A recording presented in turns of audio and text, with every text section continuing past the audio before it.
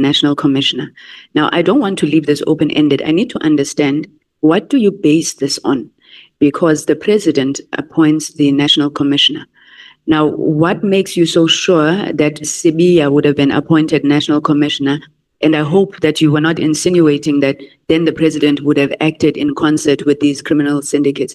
Can you just give us the basis for that statement that you made? The president, not necessarily about the current president, even presidents in the past, they will always listen to a person that they've appointed as a cabinet member responsible for the department on the recommendations of what is the course of action to be taken next. So when you have a national commissioner arrested, he's not dismissed. So it means there must be a fitness board that is going to follow thereafter. In the interim, what do you do? The president get influenced by someone. I don't, sitting here today, I do not believe that President Zuma knew a person called Mkhwanazi. For him to take a decision that when he suspends... So who influenced him? To the extent when he suspends Cele, he then picks up Mkhwanazi, who's a major general, to come and act with no political credentials, nothing, just a simple task force member. Someone, I believe, a senior police officer within that system of closer to the president, threw my name in there, maybe via the minister as well, but it was influenced by a police officer that landed to the desk of the president. And the president says, okay, I take this man. And he becomes acting national commissioner. When I'm not complying with the directives, then they go back and ask, but this person you brought to us, who is he? So they were frustrated after that. So that's why I moved out. So when it happened to me, it means it can happen to anyone. So I believe that the likelihood of an acting person being appointed without involving the minister of police is almost zero. The president will have been influenced, correctly so, with the recommendation coming to him, coming from the cabinet member responsible to say, let's put this one in the meantime to hold the fort. Okay. I don't think it will have been wrong even for that decision to be taken. I'm sorry for interrupting you. I hear you, General, but I think we can put that down to supposition.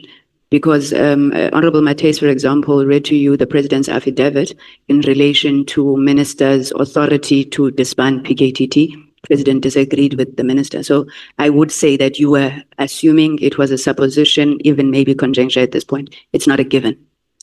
We are in this today because of the disbandment of the PKTT. If the president says he did not agree with it, I'm still waiting like anyone else to see action against the same minister. So what the information I have is the role that Sibiya was playing in this process of disbanding this team. His active role that he was playing and how he was engaging with the minister, the relationship. There's WhatsApp communication, how he influenced the ministers, deputy ministers, how to manage the National Commission. We spoke about it. The evidence is there. Well, I was not there. And I will invite you to get the Director General at the Civilian Secretariat, who was a secretary of the panel when they were looking for the head of DPCI, to come and tell you what happened in that panel and how the minister wanted Sibiya to be in that panel, only to discover that he does not meet the requirement. So with all that put in place and what we see happening, the Sibiya's attitude, I cannot help but to conclude that that information we receive was correct, that he would have been the next person walking into that office. Had that been done, we would have closed shop today. And I must, with the support of Mr. Adams and anyone else, it's true. I did mention when I was here that the National Commission was a door prison.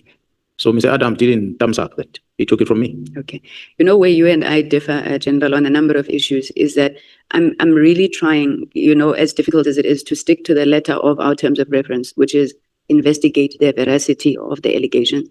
So, I remember earlier on today, you addressed me on the issue of the minister. It's because we need to get to the veracity of the allegations. So that's why I also did not want to leave this one open-ended. Honorable Wessels asked you for a comment, and I think you probably forgot to comment on Brown Mogotshi's allegation that you were a CIA agent. Could you just comment on this? Why would this gentleman say you and the king were working together, Silo Samabandla? I don't know what you were doing about coal and Israel and China. Do you have any comment on those allegations, General? Yeah, well, the honorable member made a comment. He didn't ask me to respond on it. He just passed a comment. These are some of the things that I wanted to speak about when I come here. But I then thought, Brown Mogotshi is just an information peddler. He hears things and he claims to be having knowledge about it. He gets involved in some of the things, but then exaggerate his involvement on some of things. I do hope that the USA as a country, independent country, and Israel take action against Brown Mogotshi for that what she said. He withdrew it here, but I wish they take action against him because he was just thumb sucking to create a story. That's him. And when he said at one stage he went to Kenya and did all those things, and he was part of of Thabo Bester's arrest, amongst others. It's a person that is closer to the people that are involved in doing things, but he makes it his own. That's why I made an example about Ket Matlala have told him that he had came to see me in Devon. But because he did not remember where the meeting was, he came here, he said it was a house. He even put a house number. There's a house number on his statement. And that house number of his statement, it's a house which is a police house at Mkhwanazi. Someone gave him the house number and said, this man stays in this house number. Put that on the statement. So you can see that he had the story, he acted as if he's the one who was part of it. So the CIA thing is a narrative that people will use, mainly politicians will say you are an agent of this because they want to suppress your opinions on things. I've been in many continents, thanks to the South African Police Service. Different countries all over the world, I've traveled. I've trained with many units out there. But I cannot be classified as an agent of any. So I must be an agent of Jamaica. I've been into Jamaica. I must be an agent of Trinidad and Tobago. I must be an agent of Zimbabwe, an agent of Mozambique. So why is he not picking up everything that's on my passports? And he goes and he throws those ones because they're going to be a bit sensitive. Why he chose the king? I don't know. I think he just played on something that he wants to create so that it sounds as realistic as possible. I do hope and pray that the Americans and the Israelis, they're watching this. They hunt him down and they take action against him. Okay. General Sentimule, when she was speaking to us, I just need you to help us with this one. She said that she made the call for those dockets to be released on the 6th of December, whenever. In your knowledge, since there was a lot of moving of dockets, what should she have done? What due diligence should she have exercised on moving off dockets from where they were? A person that cannot be trusted, as Sentumul, as you have heard on the communication between MSB, I think she did what she should be doing as a person that cannot be trusted. If she was a person that could be trusted, she would have told Sibia that I'm a divisional commissioner, I've got no business with dockets in KZN. If you want to say anything about the dockets, go to Mkhwanazi and talk to him. And then the dockets that were at the inspectorate with Captain Phillips, you know, same thing. Same thing. She's a divisional commissioner of detectives. She's phoned by IDEC, and they tell her that they want dockets that are sitting in inspectorate. The question you should be asking first, how did they get to the inspectorate to start with? Now, the state, the province where the dockets come from, if you go and check their system, I believe even today, those dockets are still open. That system is open. Those dockets were transferred from that station to the provincial office. That's what the system will tell you. How they move from there to inspectorate, from inspectorate to IDEC. When the portfolio committee of police calls us to account and they want to know the status of those dockets, the system will tell you they are still at the provincial office in Gauteng, and yet Gauteng has never seen them. Okay, I know that you'd already testified about rogue elements within IDEC, so I'm not going to do that. I suppose it's just trying to join the dots of everything finally.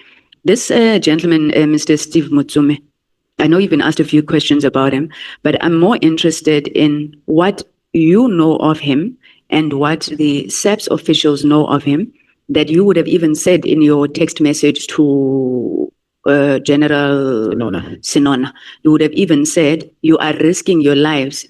Don't blame me if you are found out and you're risking your life. General, that's quite a loaded statement, especially coming from a police officer. So who is this man and what's his modus operandi that even you, General, say, don't blame me if something happens to you? What did you think would happen to them? Well, I was only relaying a message because I put those words there because they had pleaded with me not to expose our conversation to him. Their explanation about Steve Mutsume was that he's the one who has taken over from the Big Five. That's what they were telling me. And they say this man controls just about everything, from government officials to business, tenders, drugs, you name it. That's why they're that afraid that Sibia collects money from him. That's why they gave me the address of where Mutsume lives and where is the house where he meets up with Sibia. So it is them that gave me all this information. So when they describe this person as a god of criminality in the country that they are afraid of. I was not going to go and expose that. But because they introduced that meeting, I warned Sinona. If Nona was really concerned, as he was when he appeared before Matlanga, he would have reached out to me and said, Matlala has caused a problem. Please don't go ahead and release these names, because I gave it to him on WhatsApp. But he didn't. Instead, they're trying to twist what the meeting was about. That's when I concluded that, well, it might as well come out public. I did not know. I still don't know the face of Steve Mutsumi, but they told me who is Steve Mutsumi. Can we take it that there are investigations that are underway on? Definitely. Okay. Definitely, because subsequent to that meeting, I had to pass it to Jarukumal and them and say, Kat Matlala tells me that, Kat and Snon are telling me that there's a gentleman called Steve Mutsumi that lives at Waterfall Estate, and he's got a property here in Sentin, and this is what he does. Okay. So they are then investigating as a result. Okay.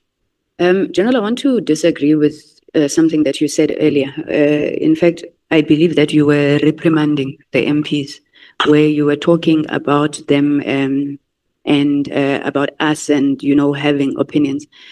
General, we're not a court of law here. We're public representatives, and we are not obliged to either be impartial or objective. We represent the views of people, and from time to time, you'll hear us saying even things that people are saying out there. So I want to disagree with the notion that we cannot have views on a matter. Where you are correct is that once all that is said and done, we then need to objectively apply our minds to what we've heard. But it can't be. I disagree with you when you want to reprimand MPs for either demonstrating an affinity or lack of affinity to a particular witness. I don't think that is the role of the MPs. And I'm laying this as a background because I want to come to now where I disagree with you. And I think there's always been two issues. And I was hoping that by the time you come back, because when I asked you the first time, especially around issues of evidence around Minister Mkhwanazi, one of the things you said was that, no, Khumalo is going to come here. Ask him, he'll give you evidence. And unfortunately, General Khumalo came, there was no evidence. He said there was no evidence. General Masemula, and so forth and so forth. Now, that point has already been canvassed by members. I don't need to go back. But on the overreach of power, please do comment on this so we close it and we move, right? You've said today that, and I'm happy you said this, right? And this is not because I'm defending Minister Mkhwanazi. I honestly did not believe that Minister Mkhwanazi was part of a drug cartel. So you've said today you believe he was influenced, you believed that he was misled. Then you said, and when you were explaining that, you said, that's why you wanted to speak to him, so that you could just advise him, right? And maybe if he heard you and saw, I am assuming that what he was doing was wrong, he would have listened.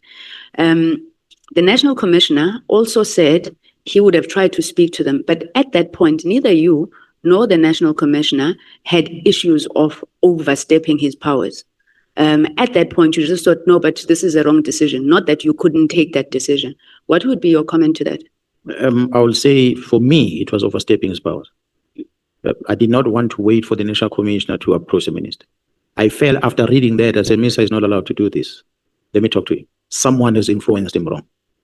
That's why I called him immediately. I called the Chief of Staff to get into a meeting with him. I was honestly hoping that we're going to meet and talk about this. With the hope that I can warn him about the things where he's overstepping. Okay, Honorable Adams testifies that nobody had a problem with this disbandment of the PKTT, right? Then he uses examples like the portfolio committee meeting and so forth and so forth. And he says, okay, I don't want to put words into his mouth now, but he says everything was going along fine. The National Commissioner says all he disagreed with was approach, né? That it shouldn't be immediately, but rather phased in over time. And if I put it to you that it was only then when you got the downloads from Minister Matlala that you then began to put together this whole issue of defeating the ends of justice and misrepresentation. But before that, it was never about whether he had the authority or not. You disagree with that?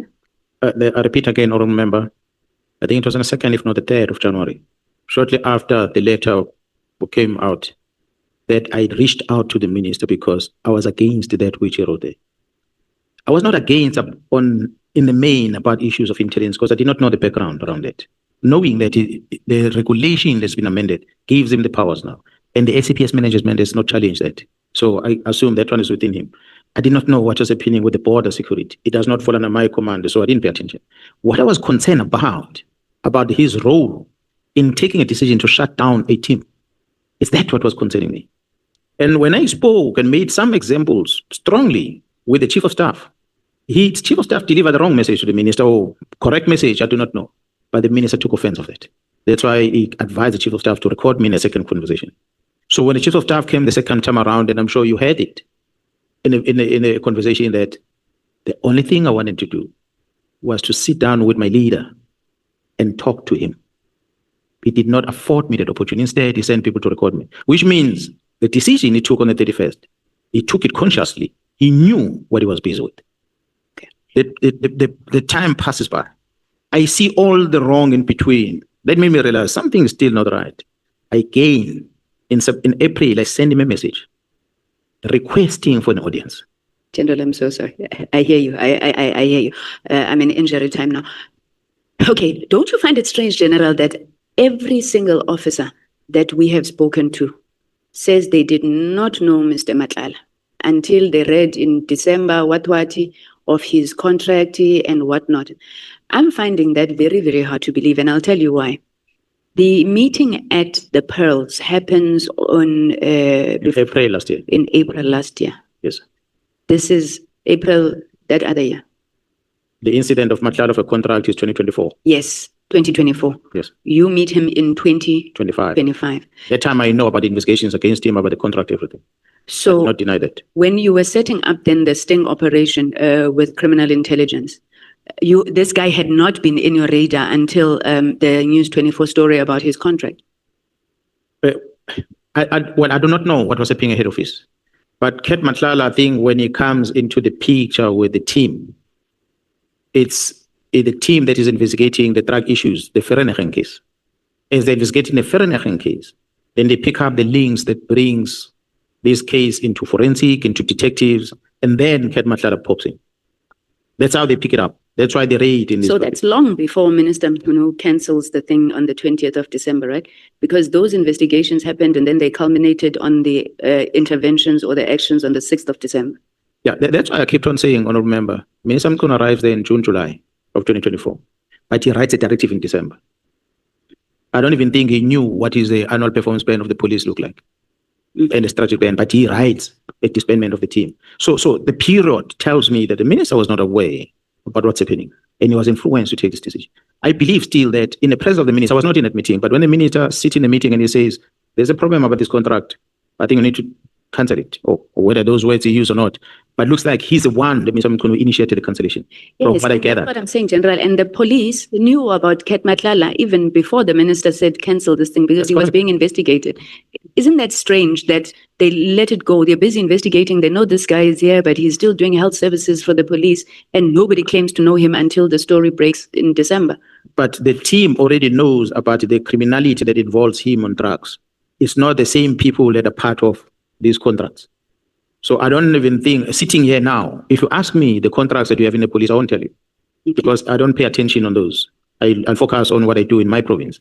But there are many contracts we have in the organization. I don't believe the team was aware about the awarding of the contract and all those things, to who is involved. Even me, I didn't even know there's a contract given, who is the contractor. It's one of those things that we don't get involved from the operation side. How do you then, when you think about this, how do you explain Minister flagging this contract and calling for its cancellation? Because it's one of the things that he puts forward and says, why would I do this if I'm working with them? No, I applaud that. And I'm still saying again, I don't think Minister knew Ket Matlala. It is after the decision, when Ket Matlala approaches Brown Mogotshi to complain that this man I'm feeding through you is doing this. Okay. That right sparked the action from Ket Matlala, from Mogotshi and Suleiman in Northwest. Because Ket Matlala is crying to them that you are saying to me, I must pay for this January 8 and this on behalf of the minister. But here is a minister taking a decision. So I like to believe a minister will not take a decision against Ket Matlala if he knew that Ket Matlala is supporting him financially. Surely he didn't know him. That's why he takes a decision, because it's been played by these Mogotshi, isn't it? General, I know that the investigations are still ongoing, but to date, have you found any evidence of Ket Matlala financially supporting the minister, using your words, whether it's for his presidential campaign? Remember, you said Brown Mogotshi is an information peddler, takes things and make it as if So I don't think it's beyond the realm of possibility that Brown Mogotshi goes around and says, I'm telling the minister this, I'm doing this. In fact, that was the view that I got. Do you believe that you are, I am respecting the fact that you said there's investigations, but you are close to finding a link between Minister Mani Ketmatlala? Well, the investigation happened in KZN. I've not been briefed about that. But investigation happening in Gauteng, again, I cannot confirm because it's not in my space. What I believe still to date is that in the main, minister's role that leads into the criminal investigation is the action of that letter. It's an interference with the police work. And when there's efforts to try and bring this to their attention, he doesn't want to take it, which therefore means he's been influenced and he believes the people that influenced him.